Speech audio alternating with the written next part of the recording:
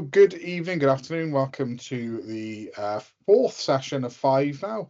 In the previous weeks, we've looked at online safety using 360 Safe.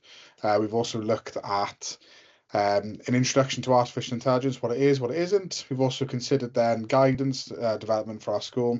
And in tonight's session now, we're really going to dig into how we actually prompt an AI machine to give us essentially what we want at the end of it. So we're going to look at what they call Promptcraft. For those of you who have not met me before, my name is Sean Powell. I'm the Associate Curriculum Partner for Digital Skills, and I can support you following tonight's session with anything AI related, but also anything digital related as well. So tonight's agenda is fairly straightforward. It's to consider how to effectively prompt a generative AI system. And as we go through the session tonight, I'm going to share with you some frameworks and some ideas about how you can really get the most out of these really, really powerful tools as we go through. So just in the chat then, please, for those of you who have already started using AI or looking at AI, how are you already using AI to support your role? What kinds of things are you already doing to support yourself with the use of AI? So I'm just going to give you 30 seconds to just pop in a couple of ideas there into the chat, please, about how you're currently using it. Yeah, fantastic. So some ideas for your topic. That's a good start. Generative AI for staff using TeacherMate AI. Yeah, absolutely. Yeah, so that's a really good use there, Chris. Yeah, inputting notes into Quizlet and then turning them into kind of revision notes for pupils. That's great. And something that pupils could do as well. Creating learning overviews, writing what good ones look like for learning as well. Excellent. So a couple of examples there of how AI can be used to kind of support us in the classroom. So we're going to hopefully go through tonight and generate maybe a couple of other ways that it might be able to do that for you. Before we get to the art of being good at prompting, we're going to start off by just considering some of the things that AI is going to have an impact on in terms of education. And I think we've probably used AI for at least one of those scenarios, and AI models now are advancing so rapidly and dramatically that it's going to have a huge impact on education. I think one of the biggest things that have come out recently, those of you who are familiar with Google and Notebook LM, is the ability now to kind of create your own large language model by inputting your own sources and then being able to really interrogate and question those sources to the point actually where the AI will turn the information you provide it into a podcast, which I think is absolutely incredible. We'll look at that potentially in a bit more detail in the next session. But AI is going to offer immense potential to enhance education by doing things such as personalizing learning, automating tasks, and providing valuable insights through the data that we produce at schools and as educators. But it also posits that AI can empower educators to create engaging, innovative, and inclusive environments for learners while helping them to prepare for the future. So we're going to kind of explore how this might be done throughout tonight's session. Now, although AI has already been used to boost inclusivity and productivity, recent advancements offer the opportunity to reimagine solutions to long-standing challenges in education at a time when they're probably needed the most. It's inspiring to consider that the opportunities we have to maximise the transformative potential of AI in a variety of ways, such as developing new learning tools, providing an aid for creating content, building AI literacy, including student services, simplifying scheduling, timetabling, and so much more. So here on the screen really is a couple of examples of how AI might support. In terms of accelerating learning, it's going to be able to personalize and improve accessibility. It's also going to have the power to engage learners and analyze that data from the learning effectively and efficiently, sorry. In terms of improving efficiency, we'll be able to do things like creating content and customizing that content depending on the learner and the audience in front of you, using it to develop support services, be a bit more efficient and with our productivity and how we do things such as feedback and marking and providing those kinds of things, and also automating some things such as responding to emails, a really useful one. How is AI going to support students with the future?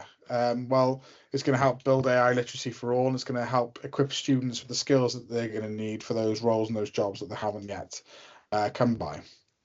So tonight's session is going to be built around looking at Microsoft Copilot.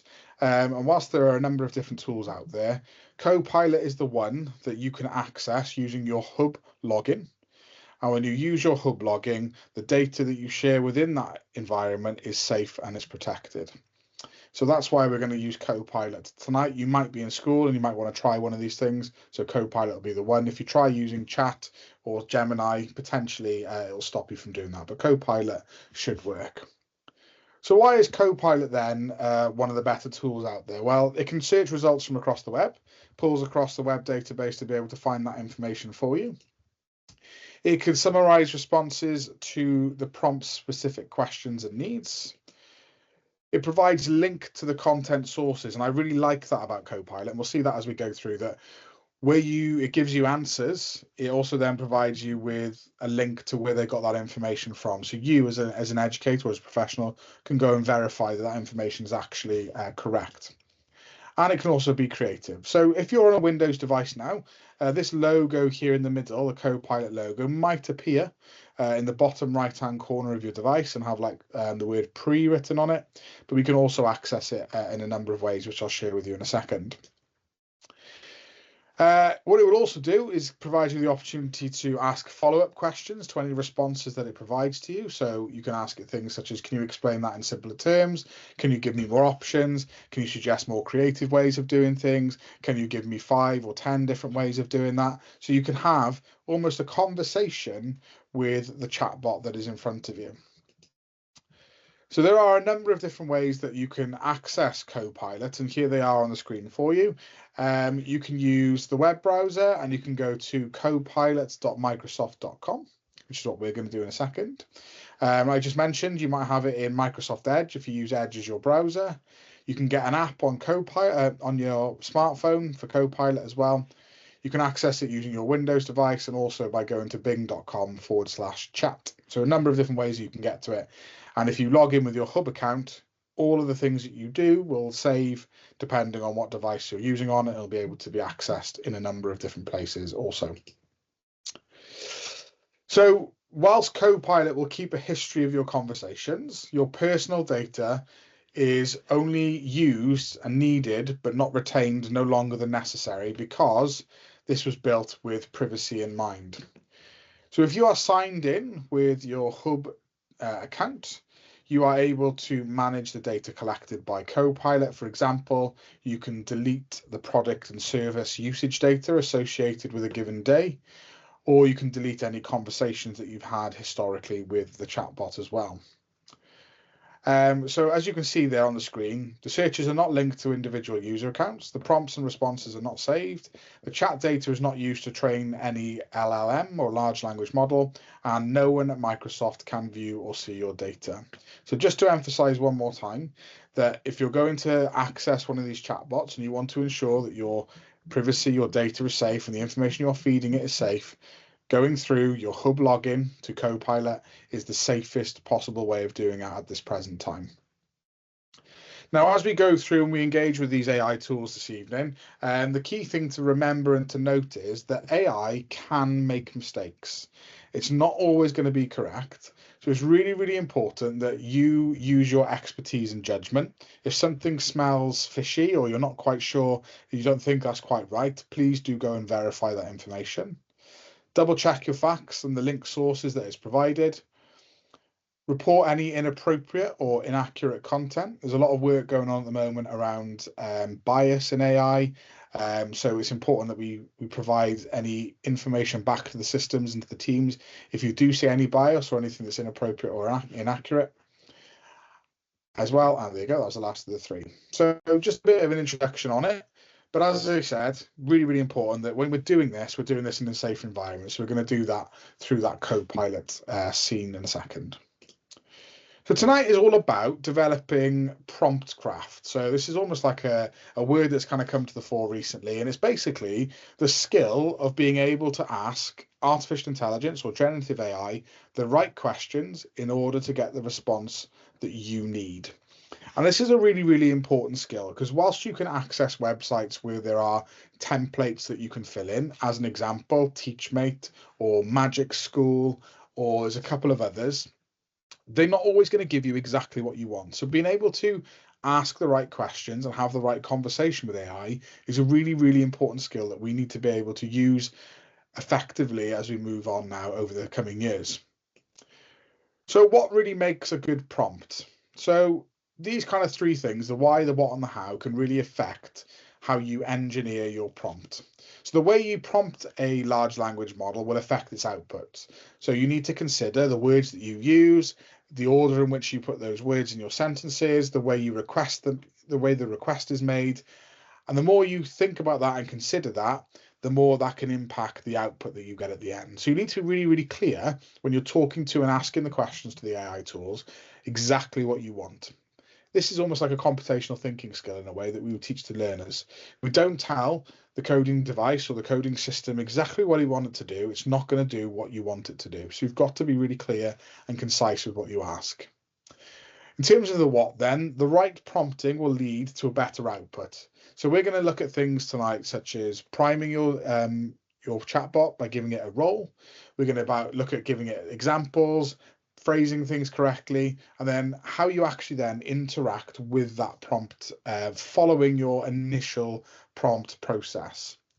Because essentially, in the first instance, what you will do is you'll ask it a question, and lots of people actually stop there. And that's the first part of a very, very long process. The conversation you have with the prompting devices that you use, treat it like you're talking to a person. You'll get more out of it if you do it that way.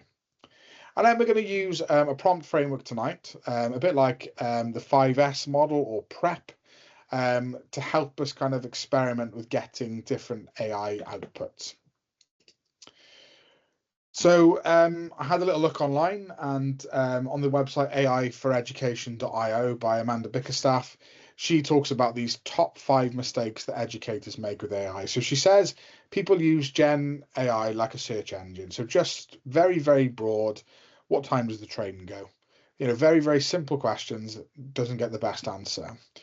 People stop after their one prompt, so they think that that's it. They don't need to have any more conversation. They've got their answer. They can't make it any better, so they stop. But actually, that's the first part of a very long, not very long, but a long stage process. People don't check for things called hallucinations and bias. So as we kind of discovered in our earlier sessions, the way that generative AI works is it kind of predicts what's coming next. So just like predictive text, it predicts what's coming. Sometimes it can throw out things called hallucinations that aren't correct. They're inaccuracies that the tool brings out. So it's really important we check those as we go through. Lots of people think that AI detectors work. So there's tools out there that profess to say we can tell you whether this has been created by an AI tool. But actually, a lot of those tools, if you know how to prompt correctly, you can get around them. So none of those tools are 100% fail-safe. They will be able to identify it, but not to the standard that you would expect. And then also, when it comes to just being experimental, have a go, play around with it and see what you can do. Now, the first time I used generative AI, I think what I got out of it wasn't very good. But over time, as I've developed my skill and my understanding, what I can get AI to do now is really, really powerful. And we're going to start diving into that in very, very, very shortly. So there are probably the 3 main, or there's big hitters in terms of AI tools that we shared last time. We've got ChatGPT, which is the one that most people are familiar with, Microsoft Copilot, and Google Gemini. So as I said, Hub account will get you into Copilot. It won't get you into Chat or into Google Gemini. You would have to use your own personal login to access those. But they've all kind of got their own little nuances and little things that they do differently to everyone. So let's get started then. Let's start off then with some really, really simple prompt starters. So I'm just going to show you this in a second, and then I'm going to give you a task to have a little play around with yourself. Now, simple prompt starters could be something along the lines of create an outline of a book, Harry Potter, Lord of the Rings, The Hobbit, Angelina Ballerina, whatever you can think of, you could put in there and it'll create an outline for you. So that's quite simple. You could also ask it to list you a set of ideas for a science lesson about forces, the climate, whatever you wanted it to be. You could also ask it to summarize key events of a historical event. So it could be World War I, World War II, it could be the Industrial Revolution, and it will do exactly that for you. And you could also ask it very simply to design you a lesson for PE on a Monday, whatever you want it to be. So they're quite simple starting points for your prompt. Now, what I did was I took the create an outline of a book prompt and just fed that into Copilot, ChatGPT, and to Gemini to show you how each tool will present fairly similar information, but they'll do it in a different way. So when I asked Copilot to create an outline of the story, The Jungle Book, this is the kind of thing that it presented to me. So you can see it's taken the book, it's broken it down into the 7 sections and the key things that tended to happen within each one. And then at the end, then you can see there, for a more detailed analysis, you can explore the full text. So it gives you a link then out to the text to have a look at.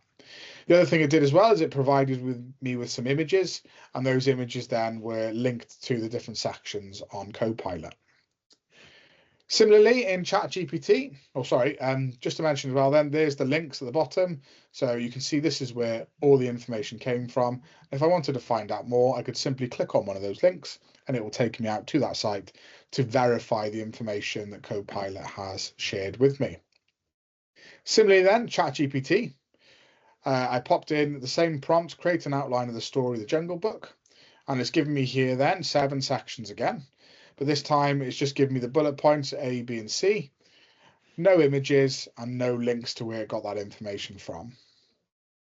And then finally, for Google Gemini, create an outline of the story Jungle Book. Again, it's broken it down this time into 5 sections. It's given me, again, a bit of a brief breakdown of what happens in each of those 5 sections. But it also says at the bottom, this is the basic outline. The Jungle Book contains several other stories featuring the different jungle characters.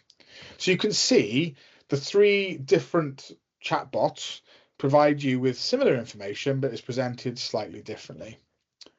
So what I'm going to ask you to do now, just to get started, is I'm going to give you the opportunity to just choose one of these basic starters. So have a look at them on the screen now and choose which one you're going to do. And then what I'd like you to do is I would like you to jump over to this website here on the screen. So copilot.microsoft.com. Now, when you get to Copilot, it might just take you straight to this page. But if you go to the right-hand side here, you can see that I can create an account. So if I sign in now and I sign in using my hub email address, I will then be into Copilot and ready to use it. So what I'd like you to do is just go to copilot.microsoft.com, sign in using your hub account, and then once you're all ready, can you just put a thumbs up in the chat for me, please, just to let me know that you are good for me to carry on to the next part of the session. Everyone's in. You should see this now in front of you. The good thing that I checked this about an hour ago because it looks slightly differently to what it looked like before. So what you can now do on Copilot is you can see there's a number of different things that you can just click on and it'll get you started. Or at the bottom here, I can send a message to Copilot. So if I click onto there now, you can see I put in create an outline of Harry Potter and the Half-Blood Prince. What it then did was provide me with a concise overview of Harry Potter and the Half-Blood Prince. So what I'd like you to do is to choose a prompt, a very basic one. So it could be create an outline of a book, list ideas for a science lesson or whatever you want it to be, summarize the key events of a historical event, or design a lesson for teaching about a particular topic. And then once you've done that, can you then copy your prompt and the response into the chat so everyone can see the different things that people have played around with and tried, please? So Louise has gone for create ideas for a fast fashion topic from Copilot. And then what it's done then has given you 10 different examples of things that you could do. Now, you will then, as a teacher, have to go through those and decide actually which ones are going to work best, which ones are not going to work best, or And you almost see this as the start of the kind of like iteration process. I see AI as a bit like a match. This is lighting the fire for you. You then take these ideas and you actually spend the time then to make them really pertinent to your classroom based on your learners in front of you and those kinds of things as well. So I'll just give you all another 60 seconds to pop that in there. So Amy, we've got design a lesson teaching about forces. Okay, so what Copilot has done there is broken it down into your lesson objective, the materials you're going to need, the timings as well. So it's quite clear straight away that it's given you quite a good starting point. Ant has gone for summarize the key events of the invention of computer, and it's done exactly that. So you can see with a very, very simple prompt how it can check out information for you. Now it's down to you as a teacher to either take that initial prompt and roll with it. I would recommend not doing that. You might want to go back now and ask a few more questions of the tool in front of you. So what I'm going to do now is I'm just going to take you through like a little framework that might help you iterate those ideas even better. I'm just going to stop sharing that and come back to my presentation and share with you what's called the PrEP framework. Now, it's a really good way, like a lever, to support you with being able to generate these really incredible prompts. Ooh, fantastic. Okay, thanks, Chris. Cheers. Okay, so let's go to the next slide. So when you're prompting, these are the kinds of things that you need to consider to make your prompt really, really useful and really, really helpful. So the first thing we need to think about is giving it a persona. So you need to ask Copilot or whatever it is you're using to take on a role. So it starts to think like that person. So it might be that you are an expert in forces and science. You are a classroom teacher teaching children in year 6. Okay, so all of a sudden now it's gone from being quite broad to quite narrow in terms of the focus that you want it to focus on. After it's got its persona, you then might want it to have an objective. Tell the tool exactly what you want it to generate. So is it a lesson plan? Is it a scheme of learning? Is it a set of resources? Whatever you want, be exact and concise about what you want it to do. Then you need to consider the audience, specifying who that content is for. So you could go for an age range, it could be a year group, it could be an overall tone of how you want that to feel or sound. Be specific about who this information is going to be used with and used for. And the final thing you need to do then is set a boundary. Give it a limitation and give it direction. And you also might want to consider then how that's presented to you. So in that boundary piece, it could be that present this in a table or present this as bullet points. So give it, the constraints that you want it to work within. So they're the things that we need to consider. Now, a really, really useful framework for this is the PrEP framework. So you can see that up on the screen now. And again, this has come from Dan Fitzpatrick in his book, The AI Classroom. But the PrEP machine is basically that persona thing we were talking about there. Introduce the question with a prompt, give it a role, be explicit in what you want it to do, and then set the parameters that you want it to work within. After that, then, you need to take the output that it gives you and evaluate it. So is it the language you want it to use? Are the facts correct? Is it being structured correctly? You need to determine whether that source or the information that's provided to you is accurate. So corroborate that with some of the sources that are available. Check to see then whether there's any biases or misinformation. And then use that content to do something new with it. And you keep going through that process of prepping the machine and editing the output until you're happy with what you've got left.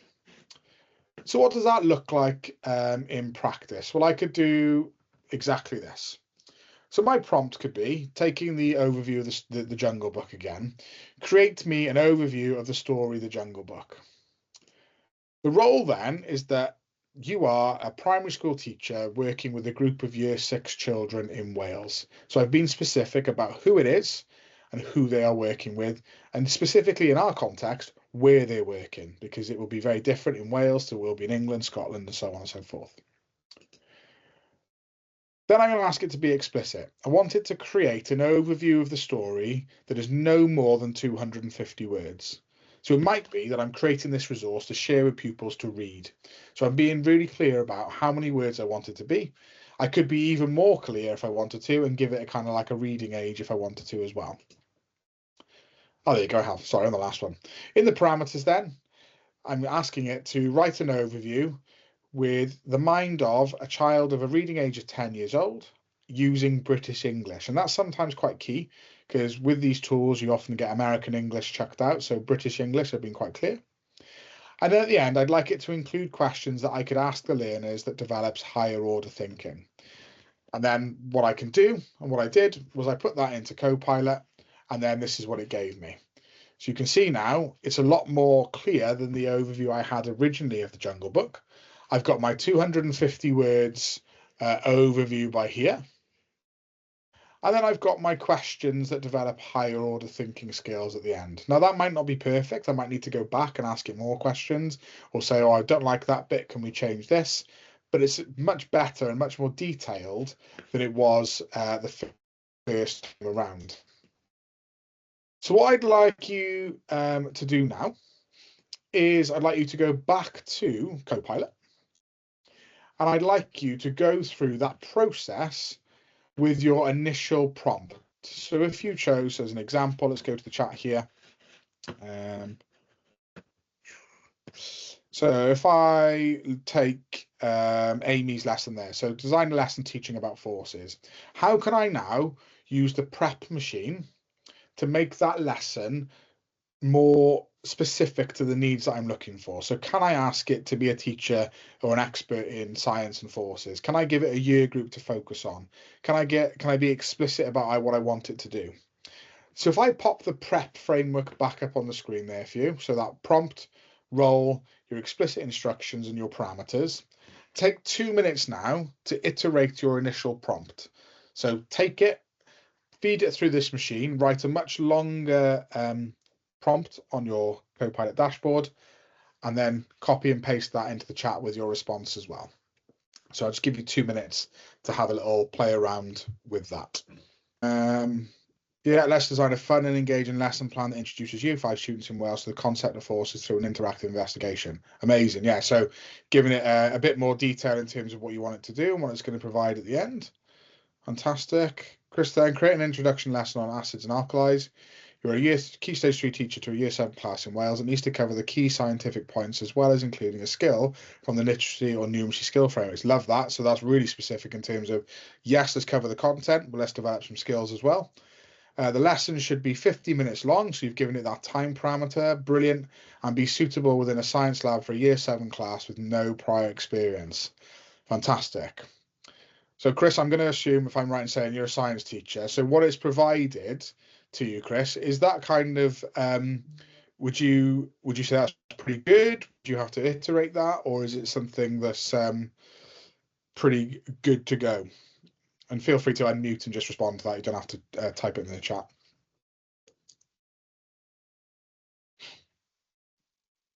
I'm just reading through it now. Nice starter activity. I probably wouldn't give 10 minutes to do the starter activity that's asking. Good main activity. It's what we would do anyway in lessons. And then the plenary. I probably would do something a bit more for the plenary, but yeah, it's pretty good. And like done in done in a fraction of the time, isn't it? Which is the key thing there. Fabulous, thank you very much. Anyone else going to chuck something in? Don't worry if not. I'm just going to jump across to mine there. So I kind of took my idea of Harry Potter and the Half-Blood Prince, and I asked it to be, a Year 7 teacher teaching English in Wales, an expert in English literature. Write me a lesson plan based on Chapter 5 of Harry Potter and the Half-Blood Prince. I'd like you to focus on the themes within the chapter and write me 10 higher-order questions about those themes. So you can see then, and I've asked it to give me that in lesson plan format. So again, it's giving me the grade level, how long it's going to take me, the objectives I'm going to focus on, the things I'm going to need, my introduction, my reading activity, the discussion and analysis, the things I'm going to do in a group, and also then the higher order questions at the end. So it does provide you with a lot of information. Now, if I wanted to go further, I could take that and explore that in a bit more detail. So if I wasn't sure, about the secrets that are kept by Dumbledore, I could ask the chatbot. So tell me more about the secrets Dumbledore. Let's type when everyone's watching. Dumbledore kept, and how they may have influenced his decision making. So what it will do then is it will have a little think. It will tell you about then the secrets that Dumbledore kept, and provide you a little bit more information around that. You could ask it a little bit further to, provide you questions on that. You could play around with this and keep asking as many questions as you want until you get to the point where you've got something really, really useful. You could say then, create me a scheme of work over 5 lessons that focus on Dumbledore's secrets.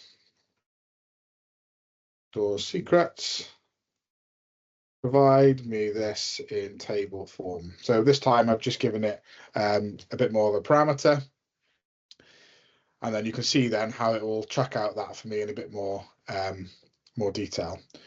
So what I would also almost say is when you're playing around and prompting these devices is to make sure that you are treating it like a conversation. You're talking to somebody that you know, asking it questions, prompting it.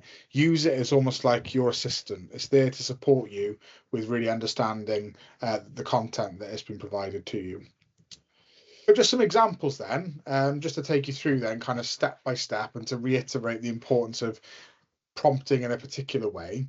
The first step then was to introduce the question with a prompt. So there's some examples there on the screen of ways you could prompt your chatbot. And remembering that this is the first step when framing your request to Copilot or whatever you choose to use. By providing a prompt, you're setting the scene and creating a foundation for the rest of the instructions that you provide it. Be clear and concise at this point, as AI language models are not great at understanding human nuances. Avoid using vague or ambiguous language that might confuse the artificial intelligence. Now, most people stop at this stage, but this is just the first step in creating the remainder of your instructions. The second stage then was to give it a voice. So giving Copilot or whatever chatbot you choose to use a role is a crucial aspect of asking your questions using the PrEP framework. When you assign it a role, you give the artificial intelligence a clear understanding of what you want it to accomplish. The importance of giving your AI tool a role cannot be overstated. Without this, it may not fully understand the context of the request, and also then the expectations of your request as well. In terms of being explicit, be clear and specific about what you want your AI tool to do or what information you're looking for. Don't assume it knows what you're thinking or what you need. If you give vague instructions or don't provide enough information, it may ask you to follow up. It may ask you some follow-up questions to clarify what you need, or simply just give you an under par response. This can lead to a longer than necessary interaction, which negates the point of using this to save you time. By being specific from the outset, you can ensure that it will provide you with the information you need as quickly and as accurately as possible. And then the parameters. Setting clear parameters is the critical last step in asking the AI tool the optimal question. It means defining the scope and boundaries of the answer, which helps it understand what you're looking for while enabling it to provide a more accurate response. The aim is to be in control of the response, and without clear parameters, the AI tool will take control. So really, really useful little guide there. When you're setting your parameters, these are some of the things you might want to consider. So you might want to ask it to do in a particular tone or a specific language. You might want to have a set number of words or sentences. How it's formatted can be included there, and also then the reading age that your pupils are going to be accessing that at. So when you're considering that prompting, okay, just some guidance there on the screen. you can see the less effective prompts to the more effective prompt on the screen. And some key things to really understand is that clarity is key. Explicitly state what you want it to do. Pick the right prompting technique. So in this case, we've used prep. Provide it with context, give it some ideas, and also then make sure that you ask it to format it for you in a correct way as well, because that saves a little bit of time for you too. So that's essentially how you could use and play around with one of those chatbots. We kind of dipped our toe into how you can use it to generate text this evening, but I would definitely, I started off with that very, very simple prompt myself, and I now, every time I use it, will start my first prompt using that prep machine. From there, then, I just have a back and forth conversation asking it to elaborate on particular things as I go through as well. Now, obviously, we did prompting there and for a text response, but the other thing we can do within Hub is we can create a prompt using an image generator as well, which is also really, really cool and really, really useful too. So what I'd like you to do, if you go over to Hub, if you're logged into Hub, and just make your way into Adobe Express for me, please. You'll be given this kind of landing page here. And we're just going to have a little look then at prompting a image generation tool as well. Okay, now once you're in here, those of you who will have seen Adobe Express before will be familiar with all its features, and I might have shown AI image generation to you before. There's a number of different ways that you can go about generating images in Adobe now. Usually on the home landing page, they have at the moment, as you can see, a create a spooky image with AI sort of prompt for pupils to use. You can scroll down the screen and you can see as I go further down, I can generate text effects and I can generate an image here as well. Or I can do that from directly within a graphic by clicking on the graphic option. And then on the left-hand side, under the media tool, under photos, you can see then I've got a generate image option there. So much like when you're prompting on your chatbot in terms of Copilot, you could do exactly the same sort of thing within images. It's all about being precise, being concise, and asking it exactly what you want it to create. So what I'd like everyone to do is go to that generate image tool, and we're almost going to generate an image or different images together based around the same sort of formula. So you can see here it says use colors, locations, objects, peoples, textures, and more. So what I'd like you to do first of all is choose a color. So I'm just going to go for a green. So green. So choose a color. And then once you've chosen a color, I would like you to choose an animal. Be obscure. So I'm going to go for a green hippo. So green hippo. I'd like you then to choose an action. So it could be eating, drinking, whatever you wanted to do. So I'm going to go a green hippo skiing.